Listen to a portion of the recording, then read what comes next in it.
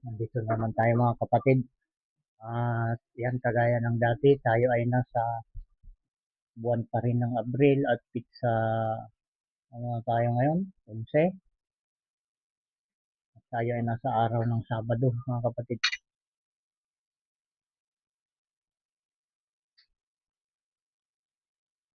At muli po mga kapatid, tayo ay inipo na naman ng Espiritu Santo upang ating paghati-hati ang muli ang tinapay na ibinigay niya sa atin ngayon. At ito'y pawang mula sa langit sa luklukan ng ating Panginoong si Isa o Ama. Walang iba kundi po itong mga salita ng ating Panginoong si Isa na tinatawag niya ng kanyang mga salita ay Espiritu, mga kapatid. Kaya yung Espiritu na nasa gitna natin ngayon, na sa atin ay nakikinig at sumusuri sa ating pagkatao kung tayo ba ay sumasampalataya sa Kanya at kung tayo ay sa Kanya, mga kapatid.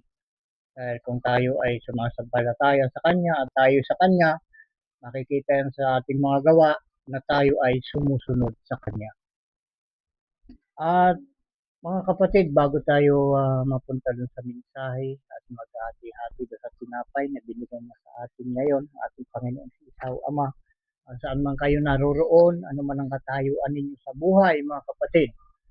Basta kahit kayo nakikinig dito sa palatuntunin ito ng ating Ama, at ang biyaya, awa at kapayapaan ng ating Ama sa pamamagitan ng Espiritu ng kanyang panganay na anak na si Isa na ating Panginoon ng mga Panginoon at ating Hari ng mga Hari ay sumainyo nawang lahat. Siya nawa at siya nawa. Ayan mga kapatid, makinig lamang kayong mabuti dahil yan ang pinaka-importanting baon natin ngayon. Tayo ay makinig. Sana ay sa mga nakikinig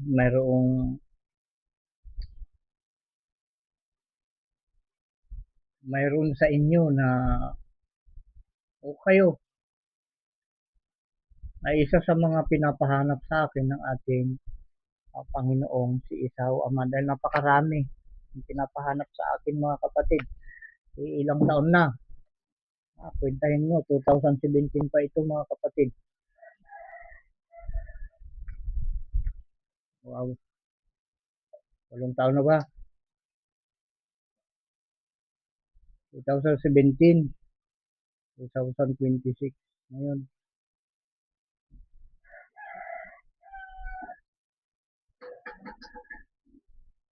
Siyam na ba? O siyam na taon na. Para tayo ngayon. At ito, sa dami ng ating mga mensahe na pinararating sa inyo. Ang totoo niyan, hindi ko mensahe yun mga kapatid. Mensahe yun ng ating Ama sa ating lahat. Yun na hindi sa akin mga kapatid. Lumalabas lang sa aking bibig.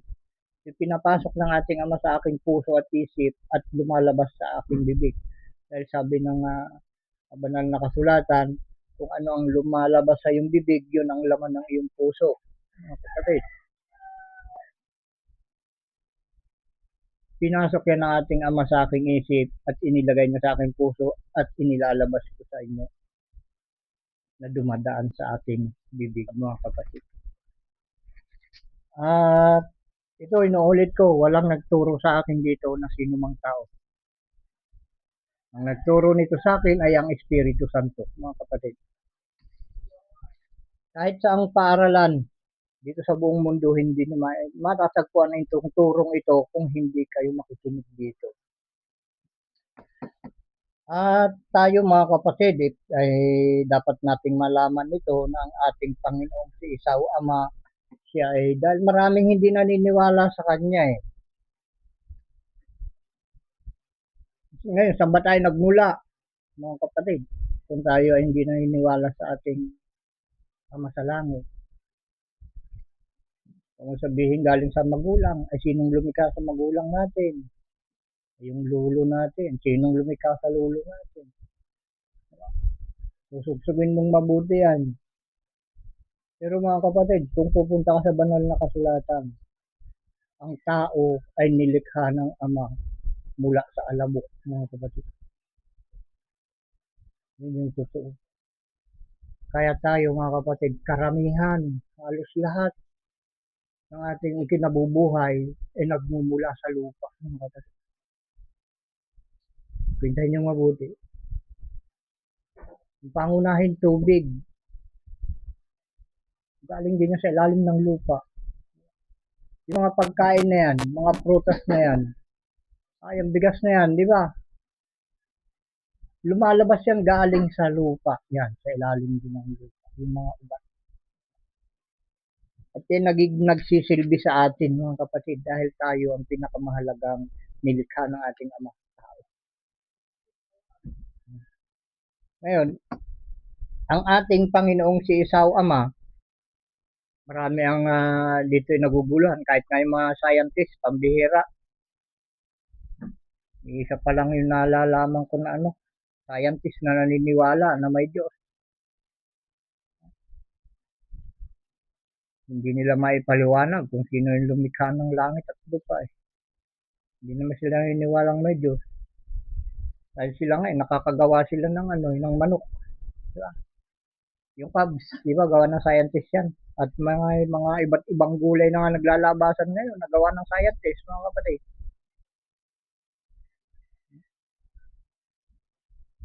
Paano natin malalaman, mga kapatid, ang ating Panginoong si Isaw Ama ay tunay at totoo? Yung mga kapatid, yung tayo nilikha lamang. Kasi kahit anong gawin natin, talagang hindi natin malalaman kung saan talaga nagmula ang ating Panginoong si Isaw Ama, dahil ang paliwanag doon sa aklat ng mga awit. Tingnan natin, mga kapatid. Aklat ng mga awit 4:13. Tingnan natin. Awit 4:13.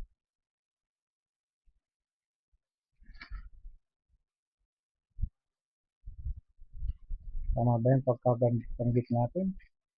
4:13. Parang walang 13 yung 4.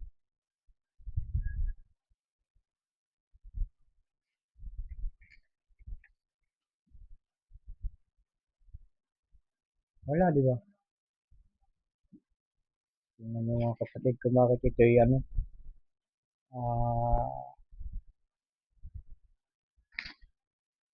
bakit ito yung mali. 4:13. Research na lang natin. Total, tayo naman ay nasa Sabado. Walang pasimula. Hanapin nga natin. Ay, wala tayong cellphone. Wala tayong cellphone na magamit.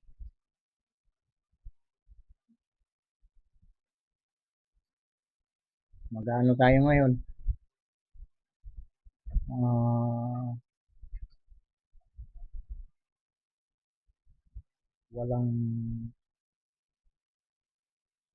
Walang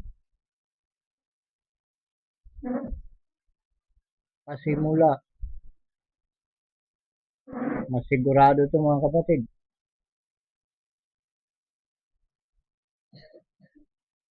Ang problema.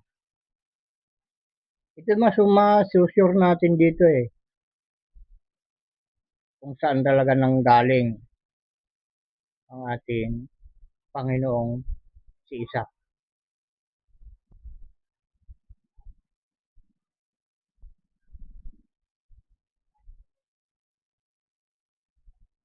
Ayan.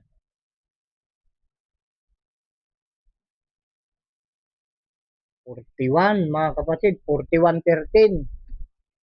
Ayun. Hindi na ilagay yung uno. Lahat ng mga awit 41:13. Balikan natin, mga kapatid. 4 lang naman ang nakalagay dito. 41:13 pala.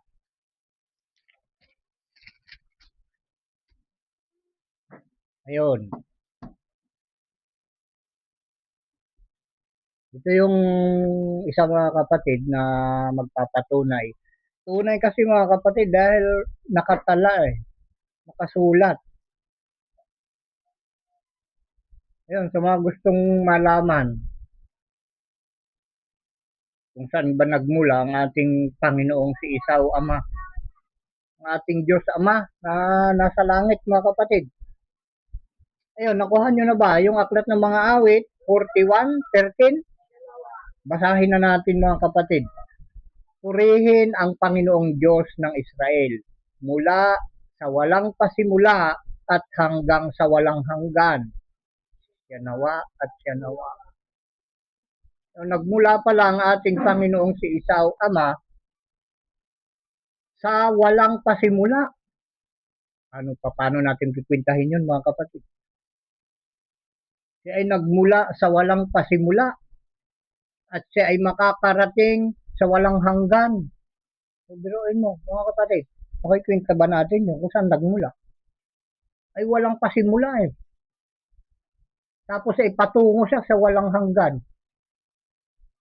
So, gaano kalawak na karunungan yun mga kapatid? Gaano kalaking karunungan at kalawak na kaisipan? Mararating ba natin yun mga kapatid? Yung walang pasimula. Wala, blanco. Di ba? Tapos ay patungo sa walang hanggan. Anong sumasagi sa isipan niyo mga kapatid? Comment ka dyan sa bagay na yan. Dahil ito yung patutuo patunay. Ito yung ebidensya mga kapatid. Ngayon, ito yung kanya mga kagustuhan naman mga kapatid na ating pagtatakahan siguro. Ito yung kanyang mga kagustuhan ngayon. Nando sa unang Korinto 1:25 hanggang 29. Unang Korinto. Sana dito magkamali. Unang Korinto na naman. Baka ikalawang Korinto to. Unang Korinto 1:25. Ito yung kanyang mga kagustuhan mga kapatid. 25 hanggang 29. Mga kapatid, tingnan nyo, ito yung gusto ng ating Ama sa langit. Makinig kayong mabuti mga kapatid. Unang Korinto 1:25. 25 ba? 25 hanggang 29. Tingnan nyo mga kapatid. Suriin yung mabuti kung anong gusto ng ating Ama sa langit. Sapagkat ang kamangmangan ng Diyos ay lalong marunong kaysa mga tao. Tingnan nyo, yung pagiging mangmang ng ating Ama sa langit ay higit na marunong kahit na sinong pinakamatalinong tao. Yun yung kamangmangan niya. Ibig sabihin, pag siya ay natutulog, dahil ang tao kasi pag natutulog ay walang alam di ba? Hindi ka kumikilos, hindi ka makagalaw, tulog ka nga Ay higit na marunong yung kaya sa tao, nagising, na matalino, di ba? Sapagkat ang kamangmangan ng Diyos ay lalong marunong kaysa mga tao, at ang kahinaan ng Diyos ay lalong malakas kaysa mga tao. Okay, ito nyo mga kapatid. Yung kahinaan, ibig sabihin, pag siya umupo na walang ginagawa, di ba? Hindi siya nagbubuhat, hindi siya kumikilos, ay higit siyang mas malakas kaysa sa mga tao, mga kapatid na gumagamit ng lakas sa pagtatrabaho. Yan ibig sabihin niya doon, mga kapatid. Sa 26, sapagkat masdan ninyo ang sa inyo'y pagkatawag, mga kapatid, na hindi ang maraming marurunong ayon sa laman, kundi ang maraming may kapangyarihan. Tama ba? Hindi ang maraming may kapangyarihan. Pasensya na mga kapatid. Hindi ang maraming mahal na tao ang mga tinawag. Ay ganyan mabuti. Ulitin natin para mas malinaw yung 26. Sapagkat masdan ninyo ang sa inyo'y pagkatawag, mga kapatid, na hindi ang maraming marunong ayon sa laman, hindi ang maraming may kapangyarihan, hindi ang maraming mahal na tao ang mga tinatawag. Kita nyo, alam nyo ba yung mga mahal na tao? Yun yung mga anak ng presidente, anak ng mayor, yan, pinakamababang level, anak ng kapitan. Yun yung mga mahal na tao, di ba mga kapatid?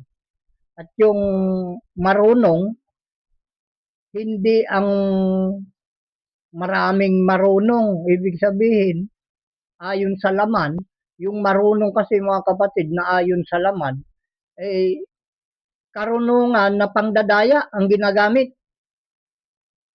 Di ba?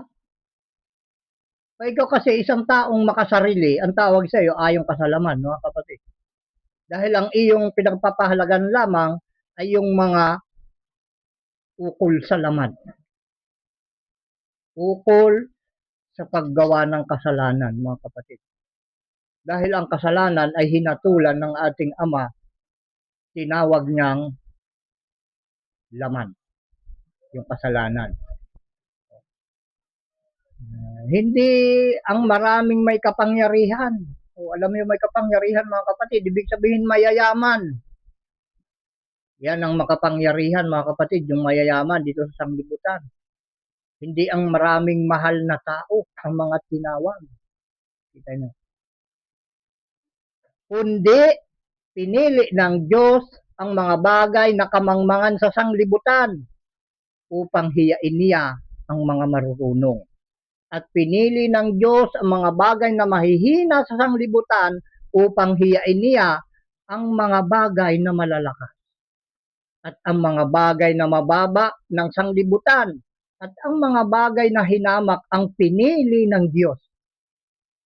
Oo, at ang mga bagay na walang halaga upang mawalang halaga ang mga bagay na mahahalaga upang walang laman na magmapuri sa harapan ng Diyos. Tingnan niyo mga kapatid, kabaliktaran sa iniisip ng mga tao sa sanglibutan,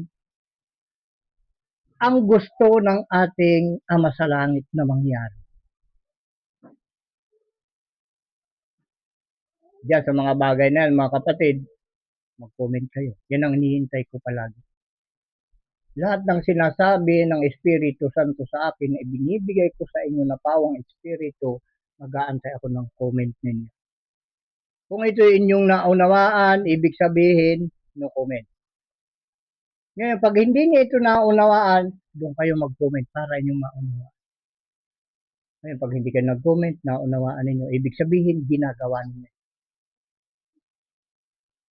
Pag naunawaan nyo ang isang usapan o patakaran at hindi ka nagreklamo, ibig sabihin, buong puso na ikaw ay susunod. Pero pag nag-comment ka, ibig sabihin, alanganin ka. Kailangan mo ng mahabang paliwanag para maunawaan mo, para ikaw ay sumunod. Unawaan nyo mga kapatid. Ulitin ko sinasabi sa inyong lahat na ang mga kagustuhan ng taga-sanglibutan ay pakontra sa pinag-uutos ng ating Ama sa Langit.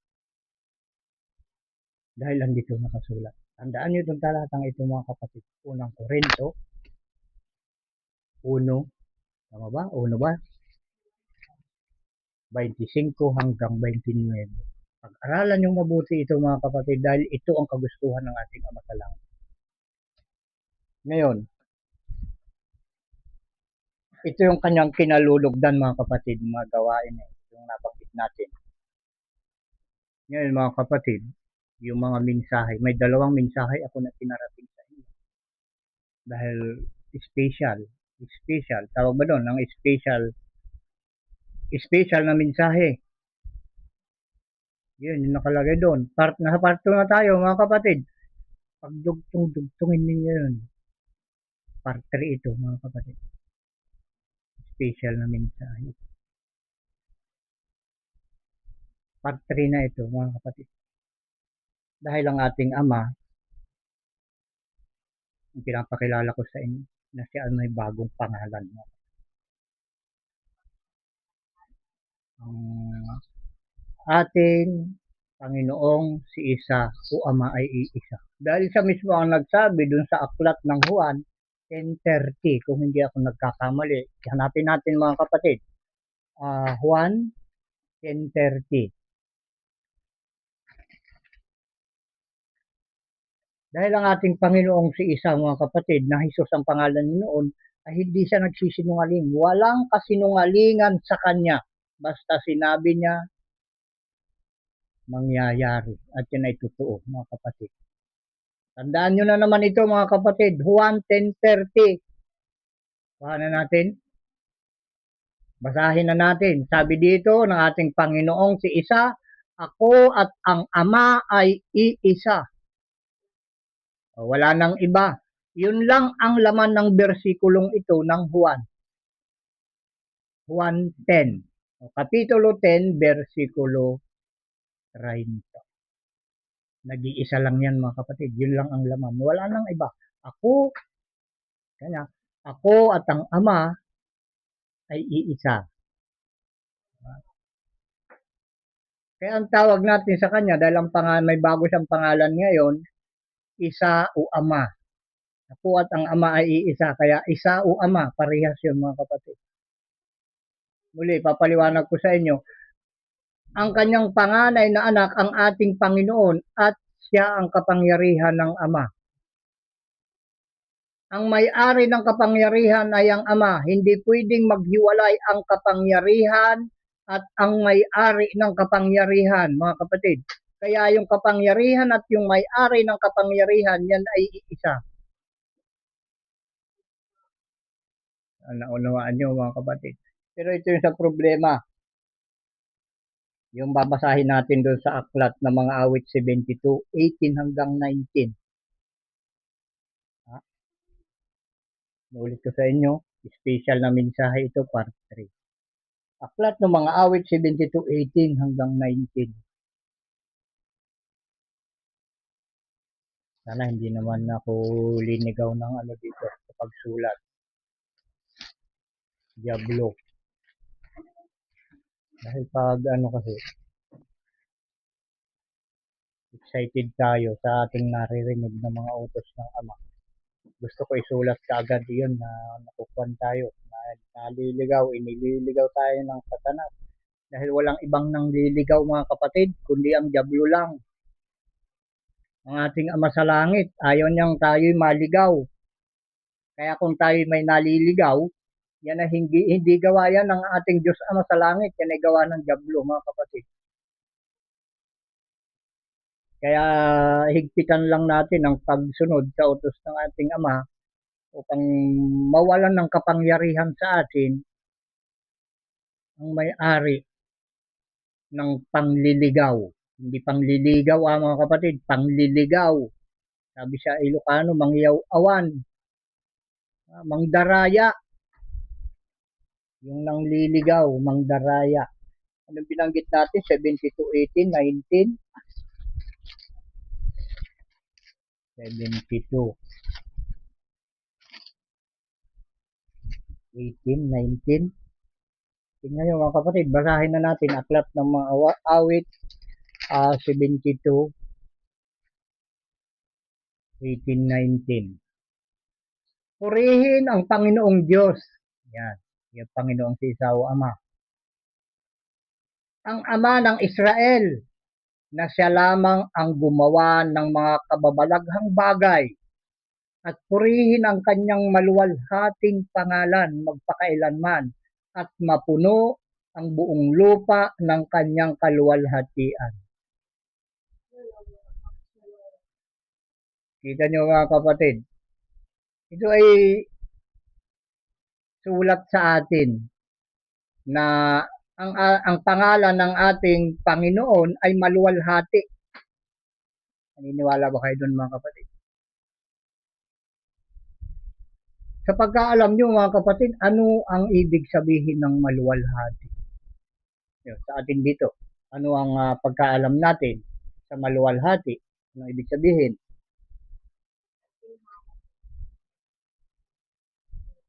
Tama, maginhawa. Ah, sa Ilocano, sa Ilocano, pagkaalam natin, ang maluwalhati, magaan, nanamay, maluwalhati, nanamay, maluwalhating pamumuhay, di ba? May ganun sa Tagalog maluwalhating pamumuhay. Sa Ilocano ang ibig sabihin nun, nalagaan, kapanagbiag.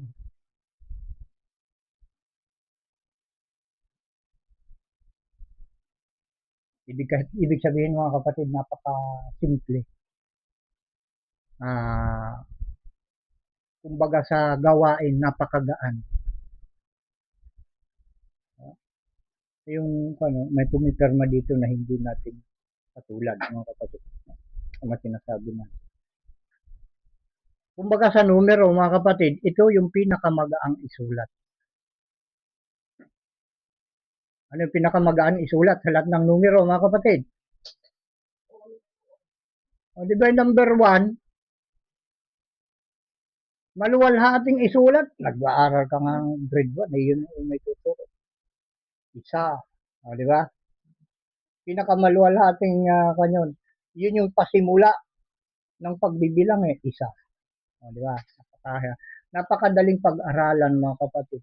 Doon mo mararamdaman na yung pangalan ng Panginoon ay maluwalhati kaugnay ng napakagaang unang turo sa pagbibilang, yung isa. Yun yung number 1, unang step, unang hakbang. Yun, may maluwalhating pangalan magpakailanman. At mapuno ang buong lupa ng kanyang kaluwalhatian. Ibig sabihin, kailangan punuin natin ang buong lupa ng kanyang pangalan, mga kapatid. Dahil siya ay maghahari sa buong lupa, mga kapatid.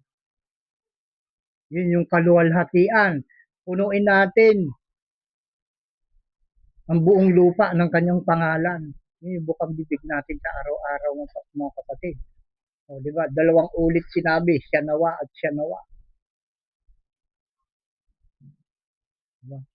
Ngayon, ito yung isang malaking problema mga kapatid, yung maluwalhating pangalan ng ating Panginoon ay may kaakibat na mangyayari. Pag ito ay ating ikinalat sa buong lupa,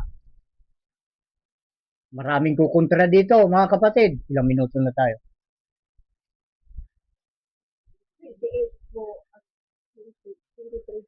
Ayan, bibilisan natin mga kapatid. Dahil ito mga kapatid, ito yung isang malaking problema. Basahin natin dun sa Mateo 10:22. Pag ito ay pinuno,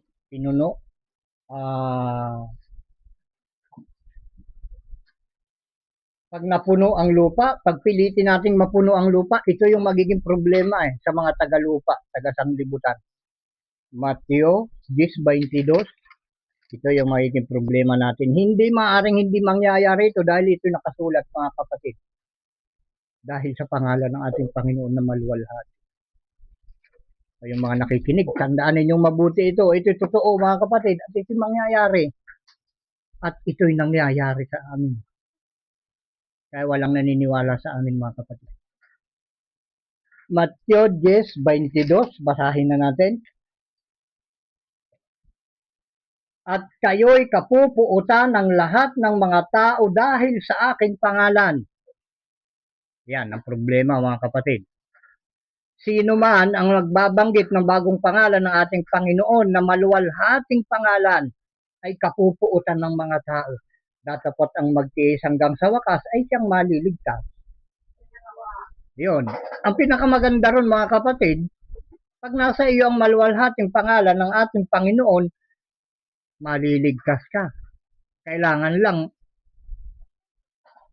palagi mong kasama yung pagtitiis. Dahil kapupuutan ka ng lahat ng mga tao eh. Di ba mga kapatid? Yun yung nakasulat. Ngayon, sino ba ngayon ang kinapupuutan ng tao dahil sa pangalan ng ating Panginoon? May nalaman na ba kayo? Bakit yung bumabanggit ng Jesus, bakit yung bumabanggit ng Kristo ay hindi ninyo kinapupuutan? Dahil hindi yon kapatid ang bagong pangalan ng ating Panginoon ngayon. Subukin mong banggitin sa kapwa mo na ang bagong pangalan ng ating Panginoong si isa ngayon, Jesus noon ay isa ngayon. Tingnan ko lang kung anong magiging reaksyon niyo. Pag nagalit siya sa'yo, mapalad ka kapatid dahil kasama ka sa mga nakasulat sa aklat ng buhay. Pag nagalit sa iyo ang kapwa mo dahil binanggit mo sa kanila ang bagong pangalan ng ating Panginoon na isa, kasama ka sa mapalad. Inuulit ko. Pero pag hindi sila nagalit sa inyo, kakampi mo ang pinagsabihan mo. Katulad mo rin siya. Kapatid mo siya, mga kapatid. Ngayon, ito pa yung mga kaakibat nito mga kapatid. Dahil ito 2 beses binanggit ito ng ating Panginoon eh. Hindi lang niya isang beses binanggit ito. Nandun pa sa, binasa natin ito sa Matthew 10:22. Ito ay nakasulat pa doon sa Matthew 24, 9 mga kapatid, 24:9. Pero ito ay ating babasahin buo at bilang pang huli mga kapatid. 24:9.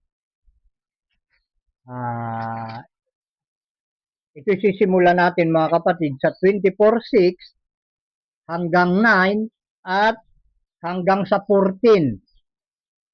Kita nyo mga kapatid, maririnig nyo dito ating mababasa na 2 beses binanggit ng ating Panginoon na si isa ang pangalan niya ngayon, yung sa kanyang bagong pangalan ay kapupuutan ng mga tao. Kung sino man ang babanggit ng kanyang bagong pangalan, kapupuutan ng mga tao, mga kapatid. Makinig kayong mabuti. Matthew 24:6 hanggang 14 ang basahin natin. Ando sa 9 mga kapatid, mapapansin natin dito sa 9, nandito yung pangalawang beses ng binanggit. Basahin na natin. 24:6 ng Matthew 9 hanggang 14. At ito yung mga kapatid ito yung pahiwatig na ating Panginoon sa ating lahat na mayroon talagang pagwawakas. Kaya kailangan malaman natin ang kanyang bagong pangalan dahil sabi niya, kapupuutan kayo ng lahat ng tao nang dahil sa aking pangalan, pero ang magtiis hanggang wakas ay siya maliligtas. Dahil malapit na yung katapusan mga kapatid May katapusan ang sanglibutan.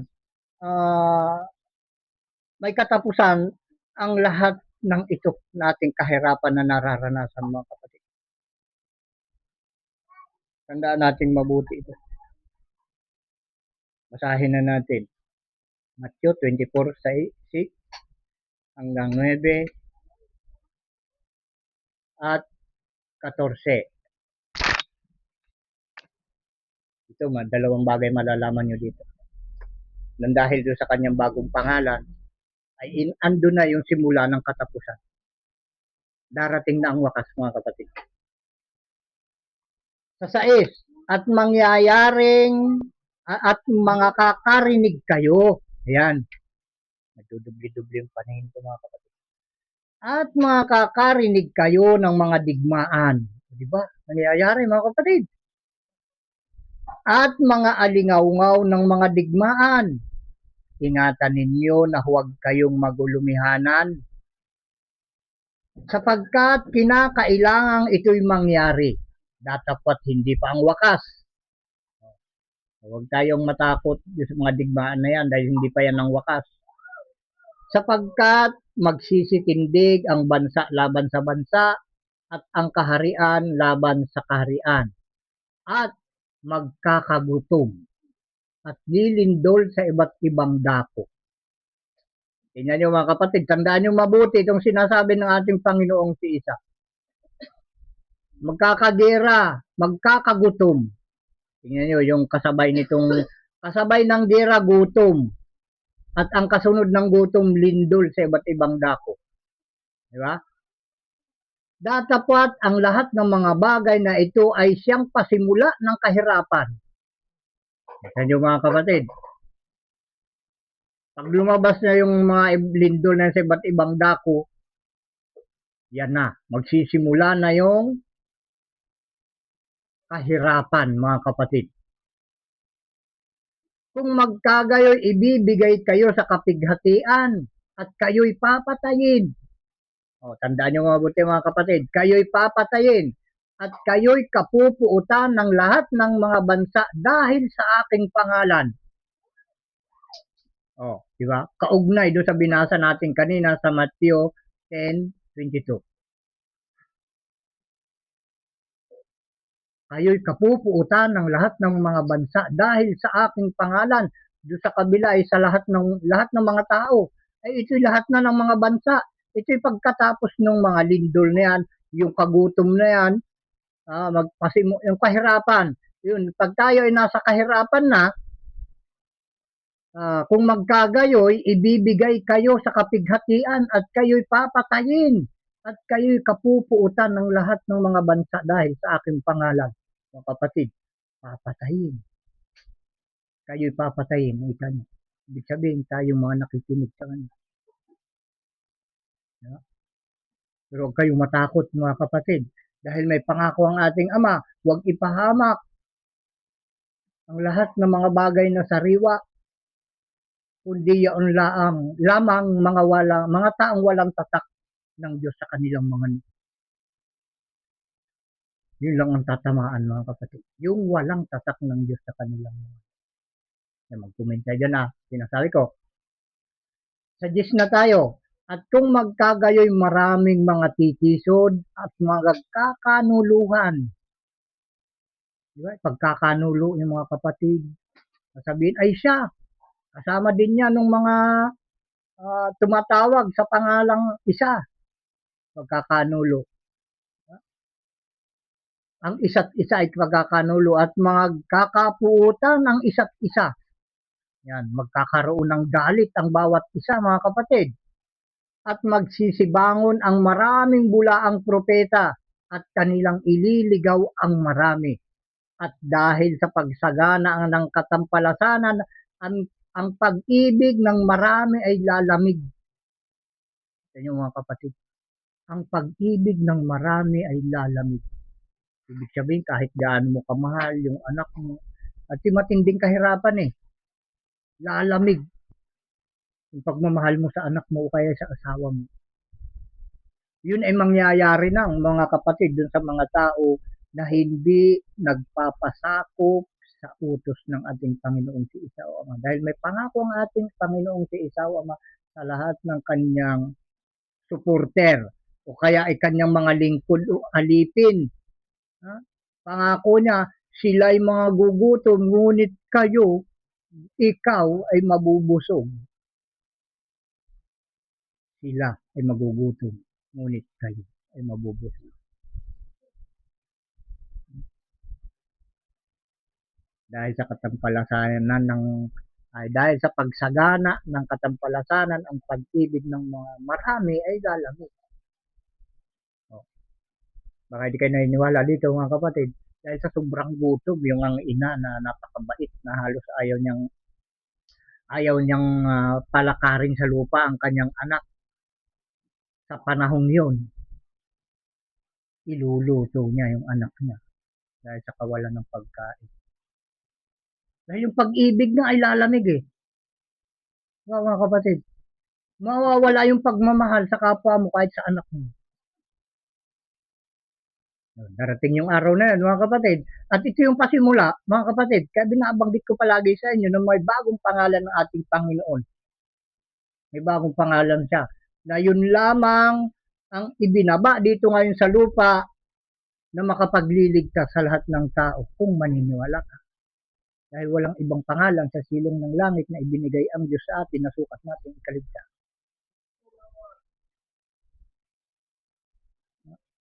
Alam mo yun, nakakalungkot isipin to na ganito ang mangyayari. Ngayon, may paraan pa. Sa ngayon, mga kapatid, may paraan pa para hindi tayo madamay sa ganitong mga mangyayari, mga kapatid. Kaya nagbibigay siya ng babala para wag nating maranasan ang mga bagay na ito. Kaya pinaparinig ko sa lahat para paalalahanan, mga kapatid, na ito ay mangyayari sa lahat ng hindi susunod sa buong kautusan. 12 na tayo, ay 13 na tayo. Datapot ang magtiis hanggang sa wakas ay siyang maliligtas. Diba, mga kapatid? Dahil ang pagtitiis na gagawin mo dun, makikita mo yung mga kapatid mo na hindi naniniwala sa iyo, simula pa lang ikaw ay tinawag ng ating Ama na gawin ang buong kautusan na ginagawa mo nga, yung mga kapatid mo na mahalaga sa iyo, may mga apo ka na mahalaga rin sa iyo kahit hindi sila naniniwala sa iyo, sinusuportahan mo pa rin. Pagdating ng araw na yun, mga kapatid, unti-unti lang at isa-isang makakaranas ng ganitong paghihirap, mga kapatid. Kaya sinabi dito, pagtiisan lang, magtiis hanggang sa wakas. Dahil walang ibang makapagliligtas, makapag-aakay sa atin patungo sa kaligtasan, kundi ang ating ding sarili sa pamamagitan ng pagsunod natin sa buong kautusan, mga kapatid. Hindi ka pwedeng iligtas ang tatay mo, kapatid mo, o kuya mo. Makapagliligtas sa atin kung ano yung pinag-uutos sa atin ng ating Ama na dapat nating sundin. Yun ang makapagliligtas sa atin. Kaya malinaw, ang sarili natin ang makapagliligtas sa atin sa pamamagitan ng pagsunod na siya nating buong tungkulin, mga kapatid. Sa 14, at ipangaral ang ibanghilyong ito ng kaharian sa buong sanglibutan sa pagpapatotoo sa lahat ng mga bansa at yung magkagayoy darating ang wakas. Alam niyo, mga kapatid, itong huling ito, itong 14, at ipangaral ang ibanghilyong ito ng kaharian sa buong sanglibutan sa pagpapatotoo sa lahat ng mga bansa kung magkagayoy darating ang wakas. Kailangan habang nangangaral ka dito, mayroong magpapatotoo na sumusumpa na ang lahat na itinuturo sa sanglibutan ay tapat at totoo. Ipangaral ang ibanghilyong ito ng kaharian, mga kapatid. Dahil pag sinabing ibanghilyo ng kaharian, may naghahari dun sa ibanghilyong yon, mga kapatid.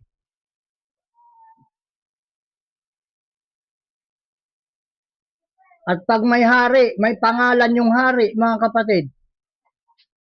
Papakita ko sa inyo yung pangalan ng hari. Nandun sa Zacarias 14:9. Basahin natin. Ito ang may-ari ng ibanghilyong ito, mga kapatid. Dahil siya ang hari dito sa ibanghilyong ito na inyong naririnig sa akin. Zacarias 14:9, mga kapatid. Ito yung hari. Siya ang hari dito sa ibanghilyong ito, mga kapatid.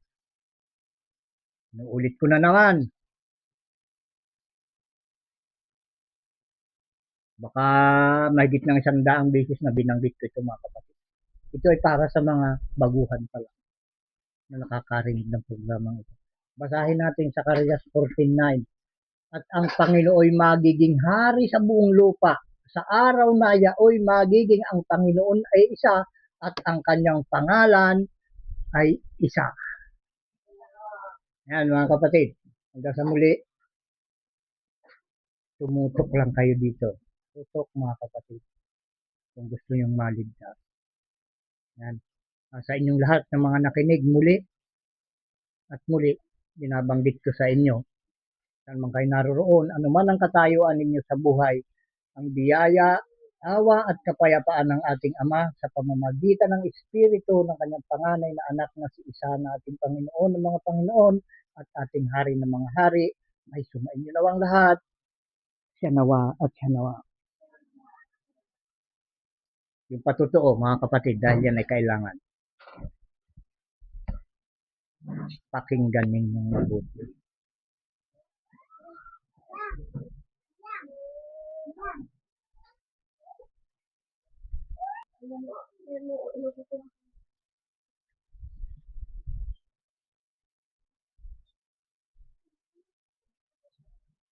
Itaas po natin ang ating dalang kamay at tayo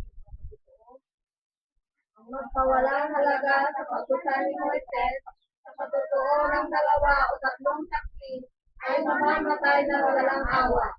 Kaya kami po ay napapatotoo at sumasaksi na ang mga salita na inyong narinig na mula sa bibig ng muling sinuunahan sa pamamagitan ng Espiritu ng kanyang panganay na anak, ang ating Panginoong Isa, ay pawang sapat at totoo. Nagkakaraming gawain at takbangin tungo sa pagbabalik loob sa Ama at pagbabagong lahi na ayon sa kalooban at buong kautusan ng Ama sa langit. Ang pinagkatiwalaan at sinugo ng Panginoong Isa sa gawain at sa mga pagkakanya nito ay ang anak ng tao na propetang gaya ni Moises, na ito ang dapat na pakinggan ng lahat ng mga tao, sapagkat ayon sa aklat ng mga gawa, 3:22-23, tunay na sinabi ni Moises, ang Panginoong Isaw Ama ay magpipindig sa inyo ng isang propetang gaya ko, mula sa gitna ng inyong mga kapatid. Siya ang inyong pakinggan sa lahat ng mga bagay na sa inyo isasalitain niya.